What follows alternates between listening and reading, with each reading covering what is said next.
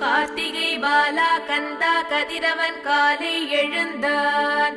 கீர்த்திவாசனே குமரா குருபரனே கண்மலர்வாய். அரும்பிய மலர்கள் கொண்டு அமரர் வந்து நின்றார். ஆறுபடை வீடுடையாய் அழகா கண்மலர்வாய். தைப்பூச பால் குடங்கள் தையலார் கொணர்ந்தார். வைகாசி விசாகனே வள்ளலே கண்மலர்வாய்.